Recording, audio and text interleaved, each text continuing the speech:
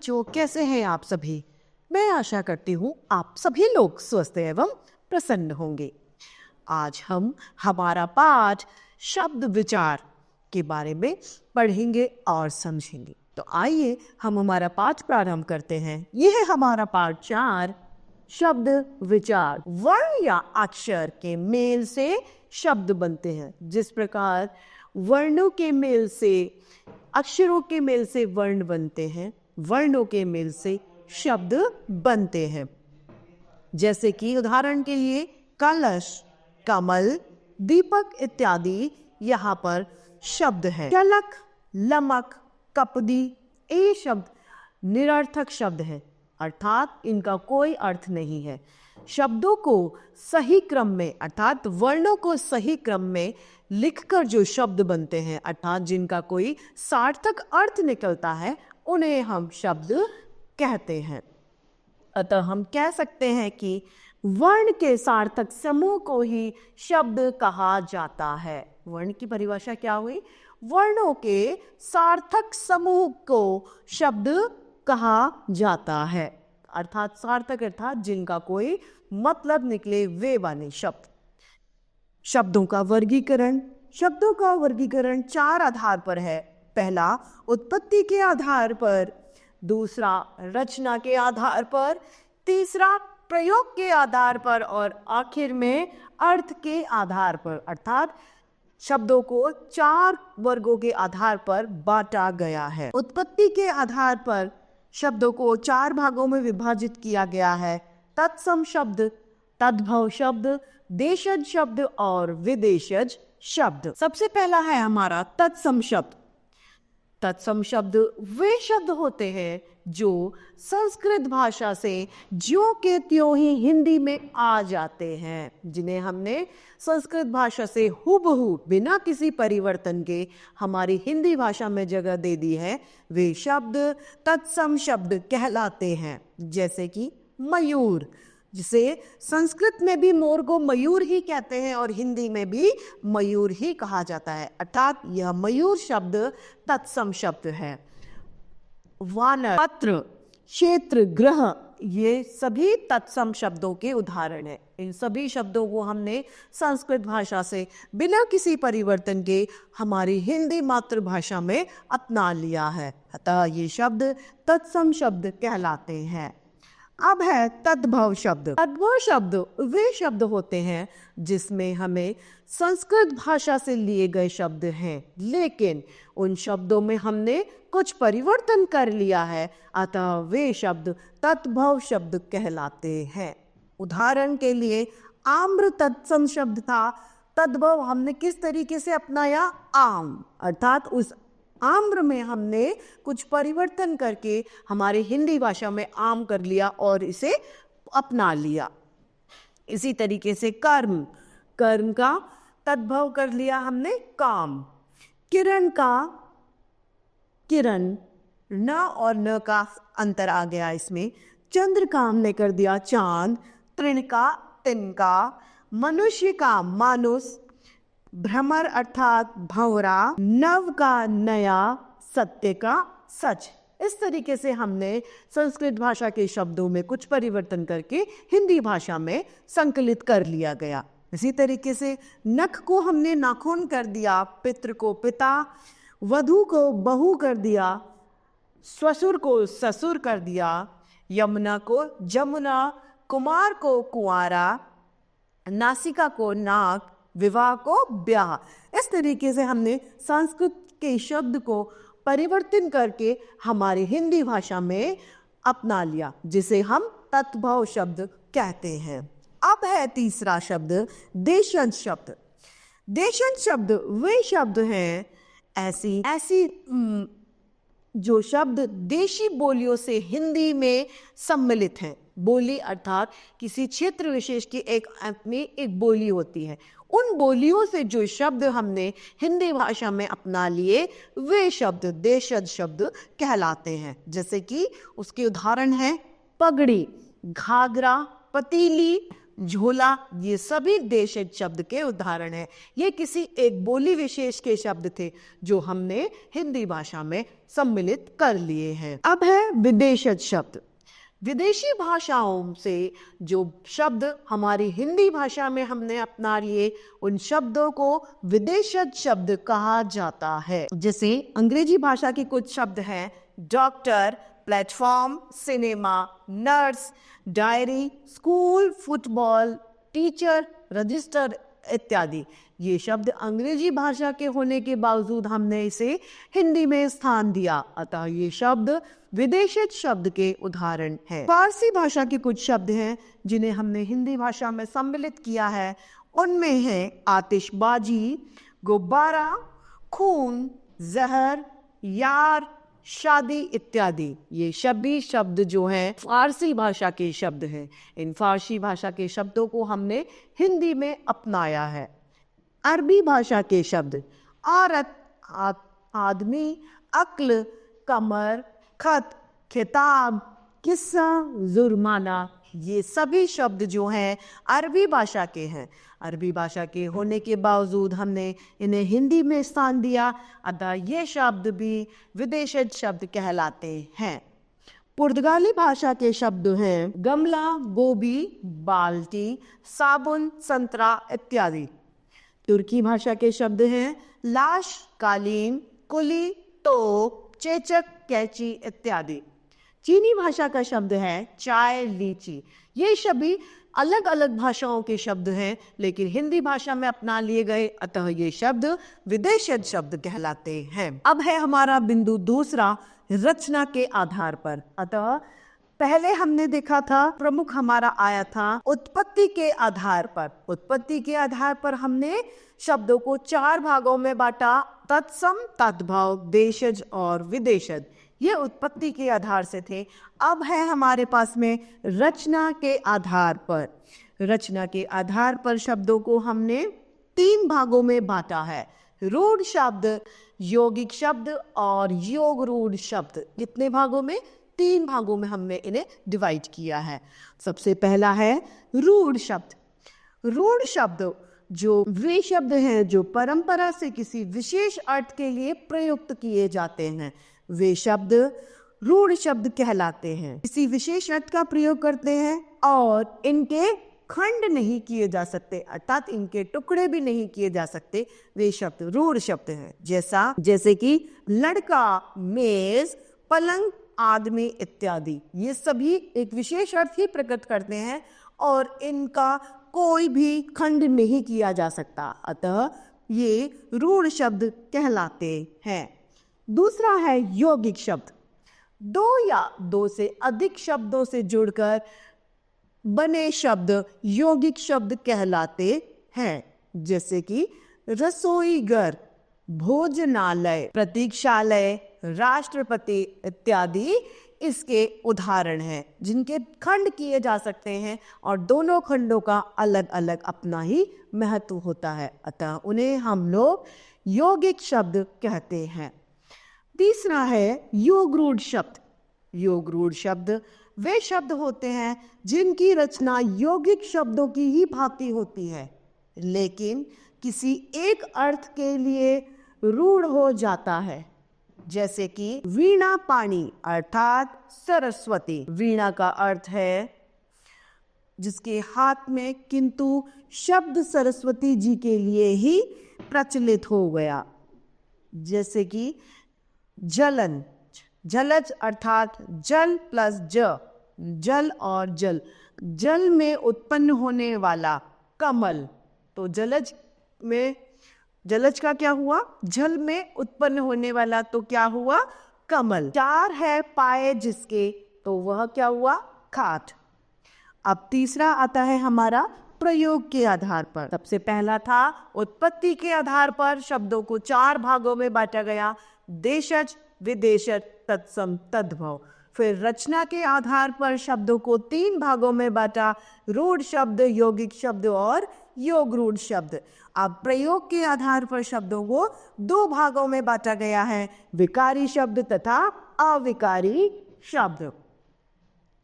विकारी शब्द जिन शब्दों का रूप, लिंग, वचन, कारक आदि के प्रभाव से बदला जाता है उन्हें विकारी शब्द कहते हैं। जिनके प्रभाव से बदल जाते हैं वे विकारी शब्द कहलाते हैं।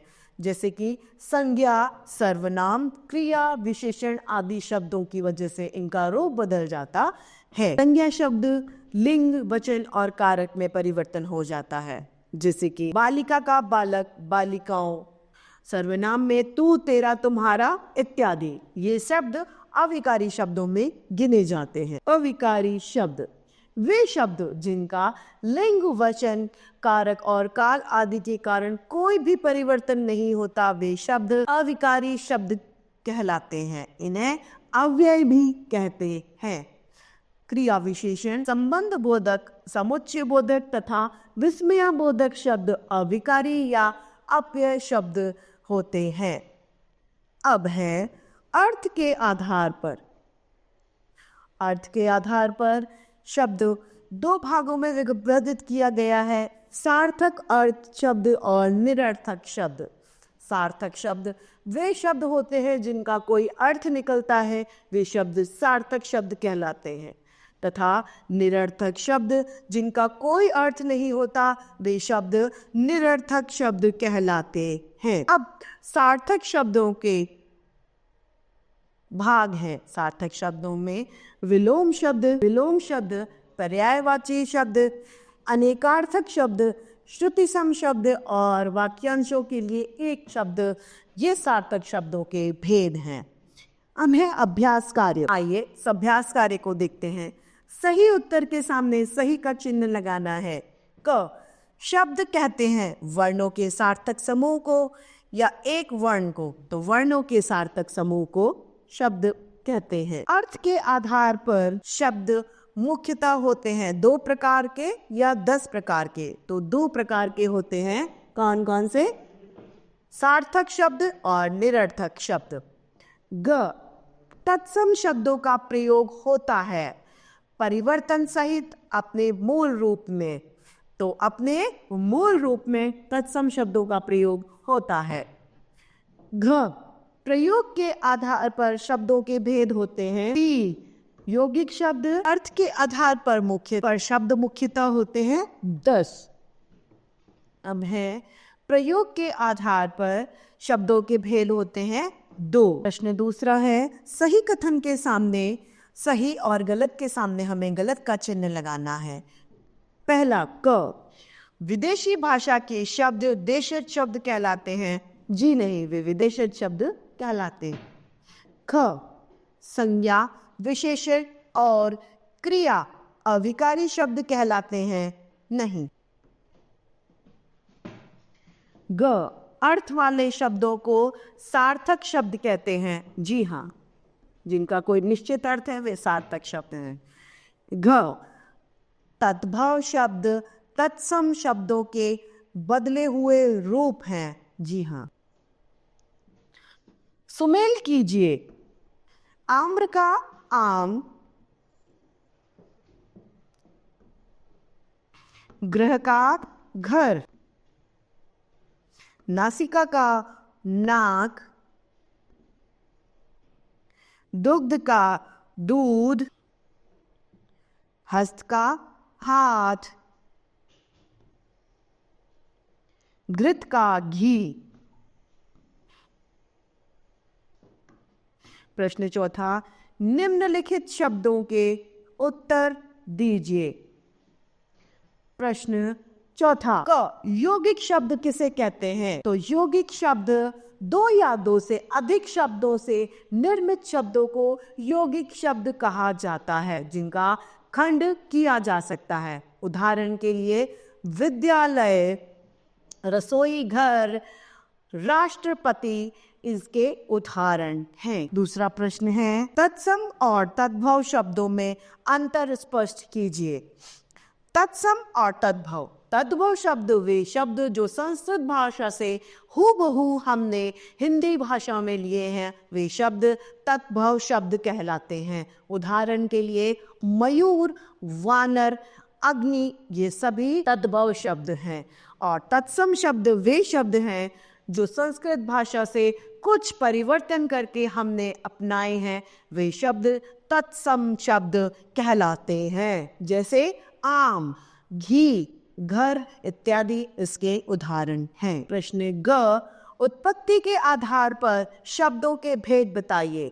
उत्पत्ति के आधार पर शब्दों को 4 भागों में बांटा गया है। पहला तत्सम शब्द, दूसरा तद्भव शब्द, विशेषण शब्द और देशज शब्द। 4 भागों में उत्पत्ति के आधार पर शब्दों को वर्गीकृत किया गया है। अब है प्रश्न पहला, पर्यायवाची शब्द। एक ही अर्थ के लिए प्रयुक्त होने वाले शब्द पर्यायवाची या फिर समानार्थी शब्द कहलाते हैं।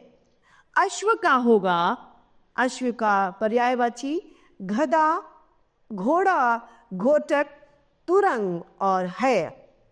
आनंद का प्रसन्नता, खुशी, उल्लास व हर्ष। ईश्वर का भगवान, ईश, प्रभु तथा परमेश्वर। उन्नति का उत्थान, वृद्धि, उत्कर्ष। कपड़ा का वस्त्र, पट तथा अंबर। गंगा का देव नदी, सुरसरिता, सुर नदी तथा भागीरथी। जंगल का कानन, अरण्य, विपिन, वन। दुख का कष्ट, पीड़ा और वेदना। पक्षी का खग, विहर, नभचर। पवित्र का शुद्ध, शुचि, पावन। मछली का मत्स्य, मकर और मीन। इसी तरीके से गणेश का गजानन, विनायक, गणपति। गाय का गो, धेनु, सुरभि। उद्यान का बाग, वाटिका, बगीचा। देवता का अमर, निर्जर, सुर तथा देव। मित्र का मीत, सखा, सहचर।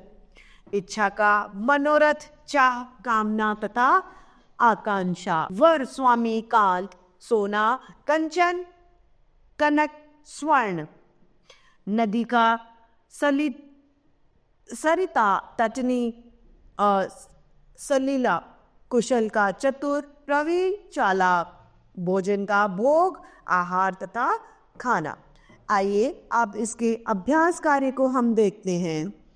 निम्नलिखित शब्दों के सही पर्यायवाची के सामने सही तथा गलत के सामने हमें गलत का चिन्ह लगाना है।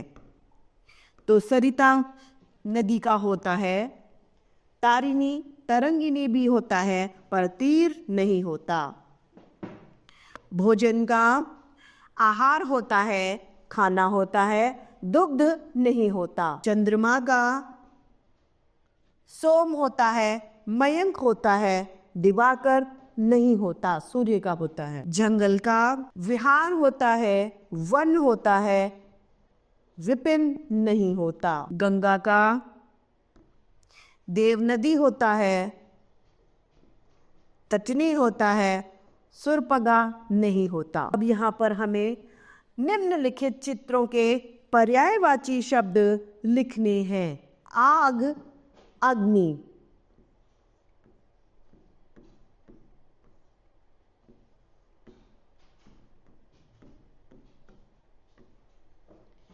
हाथी, गज।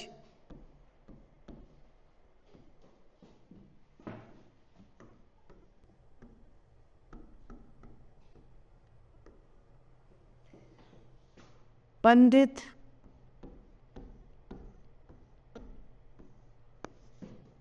विद्वान।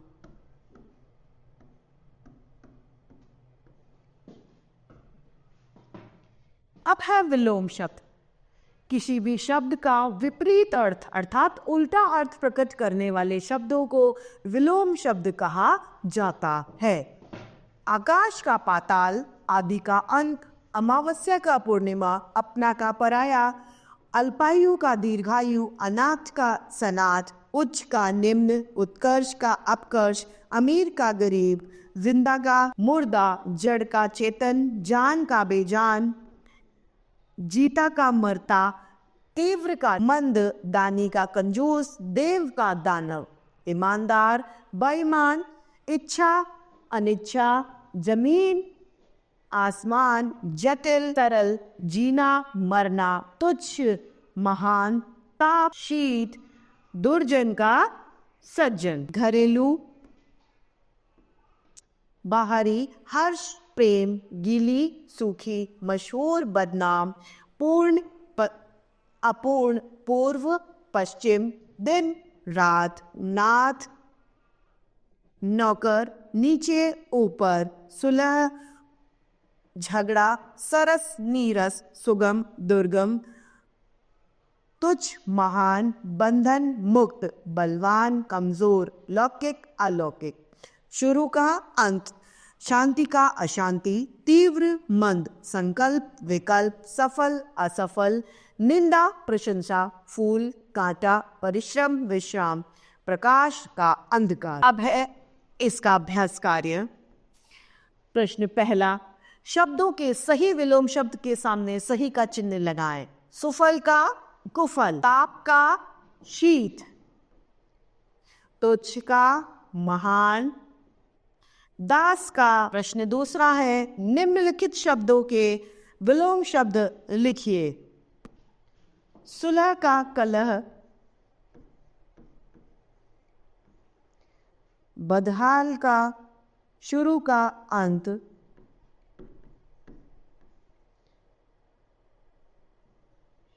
निरामिष का समिष,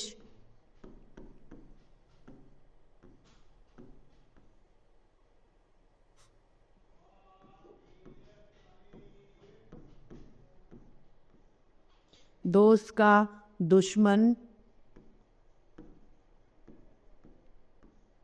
घरेलू का बाहरी,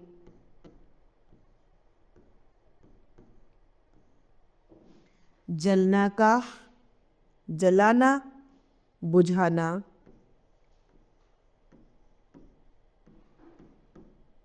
जटिल का सुगम,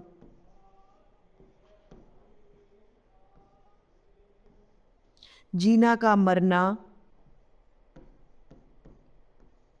प्रस्थान का रुकना, पूर्व का पश्चिम, प्रवृत्ति का निवृत्ति,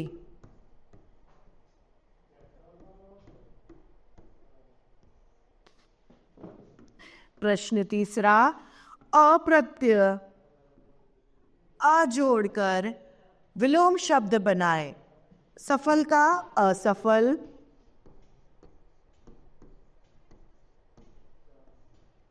शांत का अशांत, सत्य का असत्य,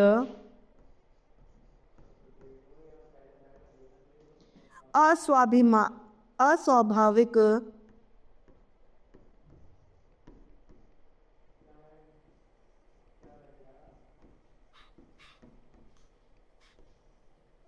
अहिंसक।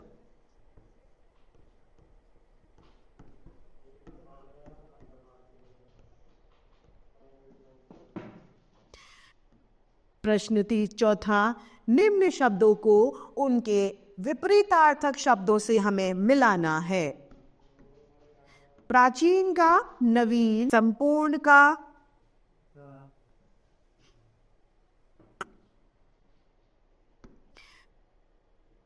नव्य का पुरातन, संपूर्ण का खंडित,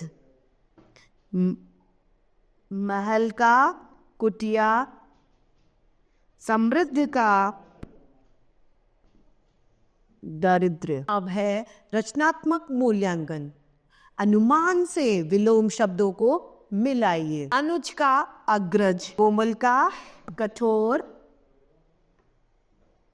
उच्च का निम्न, दूर का पास या समीप, ज्येष्ठ का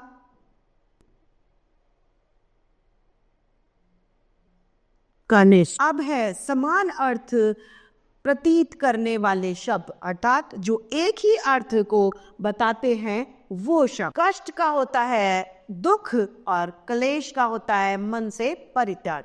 आयु का मतलब जीवन का पूरा काल और अवस्था का मतलब होता है दशा या हालत। अधिक का मतलब आवश्यकता से ज्यादा, पर्याप्त मतलब जितनी आवश्यकता हो उतना। आगम का जहां पहुंचा न जा सके और दुर्गम का जहां कठिनाई से पहुंचा जा सके। कम और काम, कम का मतलब थोड़ा और काम अर्थात कार्य। अमूल्य का जिसका कोई मूल्य ना हो, बहुमूल्य अर्थात जिसका बहुत मूल्य हो। शोक और खेद, खेद अर्थात गलती पर दुख होना, शोक अर्थात मृत्यु पर दुख होना। अनिवार्य और आवश्यक, अनिवार्य है ना जिसके बिना कार्य असंभव हो, और आवश्यक अर्थात जरूरी। अस्त्र और शस्त्र, अस्त्र अर्थात जिसे फेंक कर मारा जाए वह अस्त्र है। शस्त्र वह होता है जिसे हाथ में पकड़कर चलाया जाए, वह शस्त्र होता है। दिन और दीन, दिन अर्थात दिवस और दीन यानी दरिद्रता। और आनंद, सुख अर्थात लाभ के प्रसन्नता का भाव, और आनंद अर्थात सुख और दुख के ऊपर का भाव। विवेक और ज्ञान में अच्छाई बुराई की पहचान विवेक में आता है, और ज्ञान में किसी वस्तु की जानकारी ज्ञान में आती है। अहंकार और अभिमान में, अहंकार घमंड, अपनों को बड़ा और दूसरों को छोटा समझना अभिमान है, और अहंकार है अपने आप को योग्य समझने का घमंड करना। लोभ और तृष्णा, लोभ होता है किसी को पाने की इच्छा, और तृष्णा होती है पुनः पुनः अधिक से अधिक पाने की इच्छा। अनुमति और आज्ञा, अनुमति अर्थात किसी कार्य की सहमति लेना, और आज्ञा अर्थात बड़े व्यक्तियों द्वारा दिया गया आदेश। भ्रमण और पर्यटन, भ्रमण अर्थात सैर करना, और पर्यटन अर्थात देश विदेश में घूमना। अणु और अणु, अणु अर्थात पीछे, अणु अर्थात कण। अनिल और अनल, अनिल मतलब हवा और अनल मतलब आग। पानी और पानी, पानी अर्थात जल, पानी अर्थात हाथ। गज और गज, गजो यानी हाथी, और गज यानी 2 गज नाप या 2 गज जमीन। बलि और बलि, बलि अर्थात बलिदान, और बलि अर्थात बलशाली यानी शक्तिशाली। अब है एक शब्द के लिए अनेक अर्थ, जैसे अंबर, अंबर को हम आकाश भी कह सकते हैं, कपड़ा भी कह सकते हैं, और कपास भी कहा जाता है। अंक को संख्या का भी होता है, नंबर का भी होता है, नाटक का भी और गोद का भी। अमृत को जल दूध स्वर्ण, कर को करना हाथ किरण और टैक्स। कल को अगला दिन पिछला दिन, मशीन और शोर। कल कर लो, काल का समय मृत्यु या फिर यमराज। गति चाल दशा मोक्ष, गति चाल दशा या मोक्ष। घन बादल, भारी घना हथौड़ा। खंड का टुकड़ा भाग हिस्सा। पत्र का खत चिट्ठी पता। पूर्व का पहले एक दिशा। धूप का सूर्य की धूप, मंदिर की पूजा करने के लिए प्रयुक्त धूप। नाग का सर्प, सूर्य और हाथी। नव का नया और नौ। निशान का चिन्ह और झंडा। सार का लोहा तत्व या बल। सोना का स्वर्ण और शयन। आइए अब इसका अभ्यास कार्य देखते हैं। प्रथम है अर्थ भेद लिखिए। अर्थ भेद लिखिए। अमूल्य अर्थात जिसका मूल्य ना हो, और बहुमूल्य जिसका बहुत ज्यादा मूल्य हो, जिसकी कीमत ज्यादा हो। कब खेद और शोक। खेद यानी गलती पर दुख जाहिर करना। शोक अर्थात मृत्यु प्राण दुख जाहिर करना। न्याय और निर्णय। न्याय अर्थात किसी के लिए निष्पक्ष होकर फैसला देना, और निर्णय मतलब फैसला लेना। विवेक और ज्ञान। विवेक अर्थात कुछ करने समझने की बुद्धि, और ज्ञान अर्थात किसी विशेष वस्तु के बारे में एक जानकारी हासिल करना। प्रश्न दूसरा है, दिए गए शब्दों के अनेक अर्थ लिखिए। मधु का शराब, बसंत तथा शहद। इसी तरीके से नायक, तो नायक का हो जाएगा नेता, सेनापति,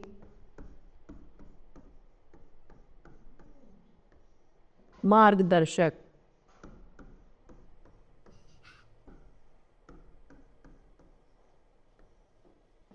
विधि का होगा भाग्य, ईश्वर, रीति, भाग्य या ईश्वर।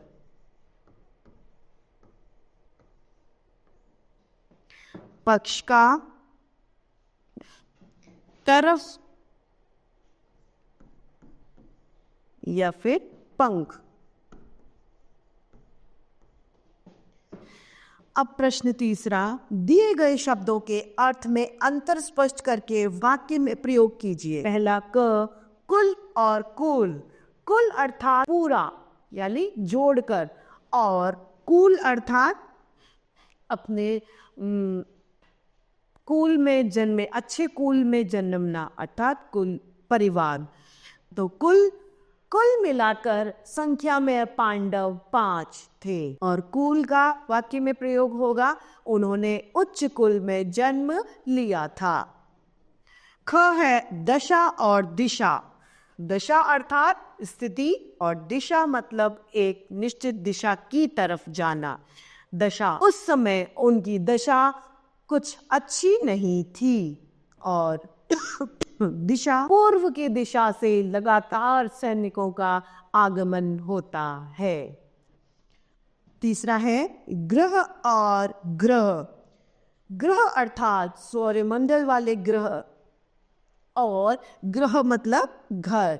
ग्रह जो सौरमंडल में कई सारे ग्रह विद्यमान हैं।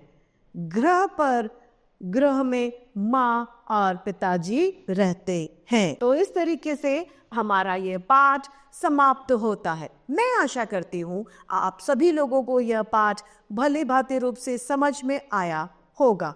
तो आज के लिए इतना ही, फिर मिलते हैं। धन्यवाद।